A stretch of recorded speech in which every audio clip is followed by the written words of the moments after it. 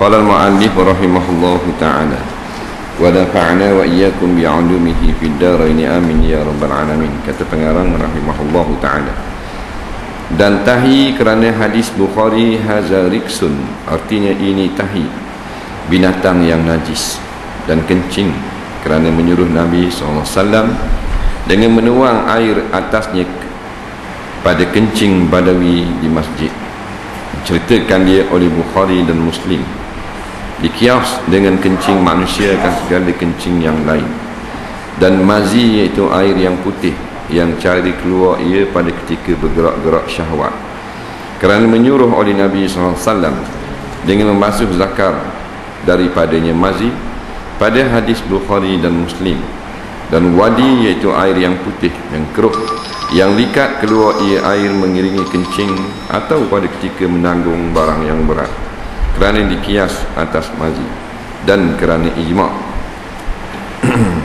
Dan air susu segala binatang yang tiada halal dimakan seperti air susu hemar, kerana berubah ia susu di dalam perut seperti darah.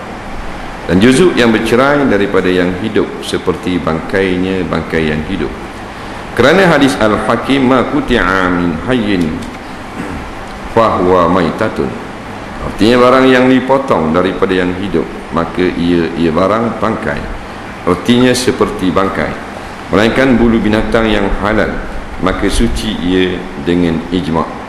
Baik, kita sambung lagi tentang perkara-perkara yang termasuk atau terhukum sebagai najis.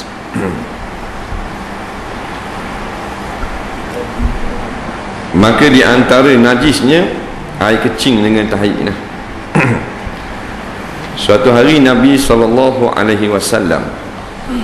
nak buang air kecil, maka sahabat pun dia kutip batu 3 butir, kerana sebelum ni dia tahu dah bahawasanya nak bersih daripada kecing ini mesti dengan air ataupun 3 butir batu. Jadi pada hari ini bila Nabi nak buang air kecil, dia derah sahabat kutip 3 butir batu.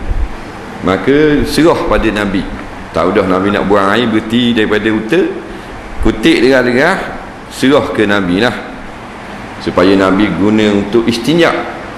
Nabi ambil 2 butir, kerana 2 butir itu batu,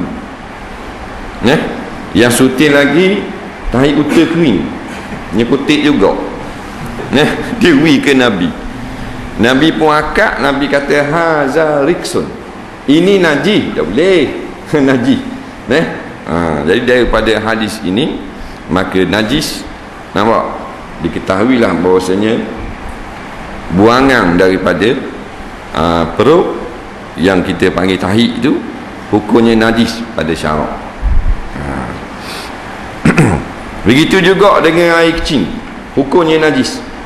Sama ada air kecing itu air kecing kanak laki-laki ataupun tidak, air kecing orang lain, hukumnya tetap najis. Yang orang salah faham ni, dia kata air kecing kanak laki-laki yang menyusu lagi tak najis, itu salah. Jadi semua air kecing adalah najis belaka. Dalilnya seorang Arab Badawi. Badawi ni Arab Ulu. Dia masuk dalam Masjid Nabawi. Masa tu tak molek macam zaman ni. Masjid Nabi ni hanya menggunakan tiang daripada batang kurma, dan disusung tepi tu batu-batu kecil sebagai perenggang antara tanah luar dengan tanah masjid. Dinding tak ada.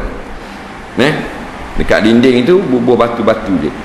Jadi luar dengan dalam sama tanah belaka. Luar pasir, dalam masjid pun pasir macam luar jugalah. Masuk dengar Nabi mengajar dengan para sahabat, berasa nak kecing atas pasir gitu. Orang ulu ni buat macam ke rumah kampung dia. Padahal masjid. Maka sahabat pun pakak likung nak katok.